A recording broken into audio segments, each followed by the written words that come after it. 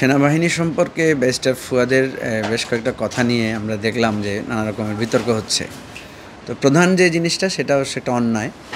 সেটা হচ্ছে যে ব্যারিস্টার ফুয়াদ আগস্টে, অর্থাৎ যখন গণ অভ্যুত্থানের তুঙ্গ মুহূর্ত চলছে 5ই আগস্ট সকালে আমাদের একটা প্রতিবাদ সমাবেশ ছিল বিজয়নগরে, বিজয় একাত্তর চত্বরে।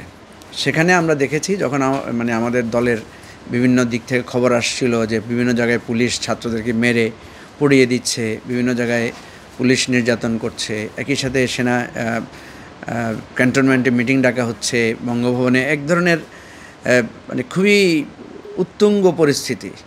সেই পরিস্থিতিতে আমাদের একটা প্রতিবাদ সমাবেশ ছিল। সেখানে বিকেলবেলায় ব্যারিস্টার ফুয়াদ একটা বক্তব্য রেখেছেন এবং সেখানে তিনি খুবই স্বাভাবিকভাবেই তৎকালীন সময়ের ক্ষেত্রে তিনি প্রেসিডেন্ট এবং সেনাবাহিনী প্রধানকে উদ্দেশ্য করে যে চক্রান্তের বিরুদ্ধে উনি একটা বক্তব্য রেখেছেন এবং সেখানে হয়তো কিছু ভাষা ব্যবহারের ক্ষেত্রে কারণ তখনকার পরিস্থিতিটাই ছিল একেবারে সব কিছু উলট পালট করে দেওয়ার ব্যাপারে।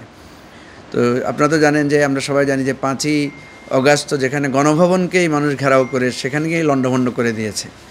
সুতরাং সেদিন সরকারের বা ফ্যাসিবাদের যেই সমস্ত চিহ্ন ছিল সব কিছুকেই উড়িয়ে দেওয়ার এই ধরনের একটা পরিস্থিতি বিরাজ করছিল। তো সেই পরিস্থিতিতে ব্যারিস্টার ফুয়াদ সেখানে প্রতিবাদ সমাবেশে বক্তব্য রেখেছে। তখন কিন্তু ইন্টারনেট বন্ধ ছিল, মেইন মিডিয়াগুলো সবগুলোই বন্ধ ছিল, বা তখন কোনো খবর আমাদের প্রচার করা হয় নাই। ওই খবরটা, ওই দিনের ওই বক্তব্যটা কিন্তু কোথাও সেভাবে প্রচার হয় নাই। লিমিটেড কিছু জায়গায় হয়তো ফেসবুকে বা ইউটিউবে কোথাও আছে। কিন্তু আমরা হঠাৎ করে দেখলাম যে ইদানিং বিশেষ করে হাসনাতের একটা বক্তব্যের পরে ব্যারিস্টার ফুয়াদের এই বক্তব্যটাকে কোথাও কিছুটা এডিট করে এটাকে আবার নতুন করে ছাড়া হয়েছে এবং এটা ব্যাপকভাবে একটা অর্গানাইজড ওয়েতে এটা একটা প্রচারণা চালাচ্ছে যে ব্যারিস্টার ফুয়াদ সেনাবাহিনী প্রধান সম্পর্কে এবং সেনাবাহিনী সম্পর্কে খুবই খারাপ কথাবার্তা বলেছেন, খুবই উস্কানিমূলক উত্তেজনাপূর্ণ কথা বলেছেন। তো আমরা মনে করি যে এটা একটা ষড়যন্ত্র এবং এটা খুবই গর্হিত কাজ। 5ই আগস্টের সময়ে যেখানে রাষ্ট্রের ব্যবস্থাপনার ফেসিবাদের সমস্ত কিছুর বিরুদ্ধে আমাদের লড়াই ছিল, সেই সময়টার ক্ষেত্রে ব্যারিস্টার ফুয়াদ যে বক্তব্য রেখেছেন সেটা তাৎক্ষণিক বিবেচনায় ঠিক আছে। কিন্তু এখন যদি কেউ ওটাকে এনে প্রচার করে, ওটাকে এনে একটা ভুল ব্যাখ্যা দেওয়ার চেষ্টা করে, এটা আমি মনে করি এটা তার রাজনৈতিক ধারণার উপরে একটা প্রলেপ দেওয়ার চেষ্টা। এটা খুবই অন্যায় এবং এটা যারা করেছেন মূলত তারাই সেনাবাহিনীর সম্মান এবং মর্যাদাকে নষ্ট করছেন। কারণ ওই সময় আমরা যদি এই ধরনের ভূমিকা না নিতাম, ওই সময়ে যদি আমরা এই ধরনের বক্তব্য না দিতাম, তাহলে সেনাবাহিনী যে জনগণের পক্ষে ভূমিকা নিয়েছে সেই ভূমিকাটা হয়তো আমরা সেভাবে দেখতাম না। সেনাবাহিনী যে জনগণের পক্ষ হয়ে 5ই আগস্টে আমাদের বিজয় ভূমিকা রেখেছেন সেটার কিন্তু একটা অবিস্মরণীয় ঐতিহাসিক সময় সেটা ছিল। আর এরপরে রিসেন্টলি যে সমস্ত বিষয়ে ব্যারিস্টার ফুয়াদের বক্তব্য নিয়ে যারা বিভিন্ন রকমের সমালোচনা করছেন, সেখানে আমি যেটা দেখি সেখানে দুটো জিনিস। একটা হচ্ছে যে সেনাবাহিনীর রাজনীতিতে হস্তক্ষেপের বিষয়টাকে ব্যারিস্টার ফুয়াদ সেটাকে প্রতিবাদ করেছেন। যেটা আমরা সবসময় বলি যে আমাদের দেশের বিভাগগুলো, আমাদের দেশের প্রতিষ্ঠানগুলো, যেমন আমরা চাই যে আদালত রাজনীতির ঊর্ধ্বে থাকবেন, আমরা চাই যে প্রশাসন দলীয়করণ এবং রাজনীতিকরণের ঊর্ধ্বে থাকবেন, সেনাবাহিনীও দলীয়করণ রাজনীতিকরণের ঊর্ধ্বে থাকবেন। তো এই জায়গাটায় এই পয়েন্ট থেকে আমি তো মনে করি যে এই বক্তব্যের সাথে কারো দ্বিমত থাকার কথা না। ফুয়াদের একটা কথা নিয়ে অনেকে প্রতিক্রিয়া দেখিয়েছেন এবং আমি মনে করি সেই প্রতিক্রিয়াও অমূলক না। যে ফুয়াদ বলেছেন যে সেনাবাহিনী হচ্ছে আমাদের এই রাষ্ট্রের চাকর বাকর। এই চাকর বাকর শব্দটা নিয়ে অনেকে হয়তো আঘাত পেয়েছেন, কষ্ট পেয়েছেন।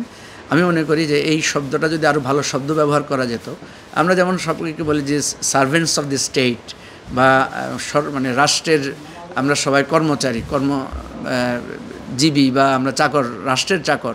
তো এই শব্দটা হয়তো অনেকভাবে গ্রহণীয়। তো এই শব্দটা থেকে অনেকে হার্ট বোধ করেছেন, কারণ আমাদের সেনাবাহিনীতে আমরা দেখেছি যারা কাজ করেন তারা দেশের জন্য, এই আমাদের রাষ্ট্রের সম্মানের জন্য তারা জীবন ঝুঁকি নিয়ে কাজ করেন। তো এটাকে অনেকে কমনভাবে নিয়েছেন। তো আমি মনে করি রাজনৈতিক নেতাদের কোনো বক্তব্যকেই কমনভাবে নেওয়াটা উচিত না। কারণ আমরা জানি যে আমরা অনেক সময়, যেমন আমরা যখন কোনো কিছুকে প্রতিবাদ করতে যাই, যেমন আমরা অ্যাজ এ হোল আমলাতন্ত্রকে গালি দেই, আমরা অ্যাজ এ হোল পুলিশকে গালি দেই, আমরা অ্যাজ এ হোল সরকারকে গালি দিই। তো সরকারকে গালি যখন দেই তার মানে সরকারের সব লোক তো খারাপ না, সরকারের সবাইকে তো আমরা ওইভাবে মিন করি না। আপনি দেখবেন সেনাবাহিনীতে একটা কথা খুব ইজিলি প্রচলিত আছে, তারা বলে ব্লাডি সিভিলিয়ান। তো এটা খুবই হরহামেশা প্রচলিত আছে। তার মানে কি তারা পুরো জনগোষ্ঠীকে ব্লাডি হিসেবে গালি দিচ্ছেন? বিষয়টা তেমন না, তারা হয়তো এটা মিন করেন না সবাইকে, বাট এটা হয়তো যে কোনো কারণে একটা আন্ডারস্ট্যান্ডিংয়ের জায়গা থেকে বলেন। তো সেই জায়গা থেকে ফুয়াদের ওই বক্তব্যগুলোকে খণ্ডিতভাবে নিয়ে যারা মনে করছেন যে জনগণের সাথে সেনাবাহিনীর একটা দূরত্ব তৈরি করবেন, আমি এটাকে এক বরং ষড়যন্ত্র হিসেবে দেখছি। পাশাপাশি ব্যারিস্টার ফুয়াদের যে সমস্ত বক্তব্যগুলো অনেককে কমিউনিটিকে আঘাত করে, যেমন আমার মনে আছে যে উনি একবার ক্রিকেট খেলা নিয়ে একটা বিরূপ মন্তব্য করেছিলেন, একবার প্রশাসনিক যারা বিসিএস করে তাদের সম্পর্কে একটা বিরূপ মন্তব্য করেছিলেন, আমাদের বিজয় দিবস নিয়ে একটা কথা বলেছিলেন যে 16ই ডিসেম্বর না হয়ে এটা মার্চের দিকে হলে ভালো হতো, ইত্যাদি ইত্যাদি। অর্থাৎ বাক স্বাধীনতার কারণে আমরা অনেকগুলো বিতর্ককে এখানে সামনে আনার ব্যারিস্টার ফুয়াদের একটা ক্রিয়েটিভ প্রবণতা আছে। আমরা দলীয়ভাবে কিন্তু ব্যারিস্টার ফুয়াদকে বলেছি যে আপনি একজন রাজনীতিবিদ, আপনি একজন অ্যাক্টিভিস্ট না। তো রাজনীতিবিদের ভাষা আরও পরিশীলিত হবে, রাজনীতির ভাষা আরও দায়িত্বশীল সুলভ হবে। আমরা মনে করি এই প্রজন্মের রাজনীতিবিদ ব্যারিস্টার ফুয়াদ হচ্ছে এই প্রজন্মের একজন সম্ভাবনাময় রাজনীতিবিদ। তো তার অনেকগুলো দিক আছে, অনেকগুলো কথা সে বলেছে যেগুলো অনেক মানুষের কাছে গ্রহণযোগ্য হয়েছে। দু চারটা জিনিস তার ভুল ত্রুটি, দু চারটা জিনিসের ক্ষেত্রে তার ত্রুটি বিচ্যুতি হতে পারে। সেই জিনিসটা এই ক্রনোলজির মধ্য দিয়ে আমি মনে করি একটা সংশোধনের মধ্য দিয়ে আমাদের দেশের রাজনীতিটাই হবে।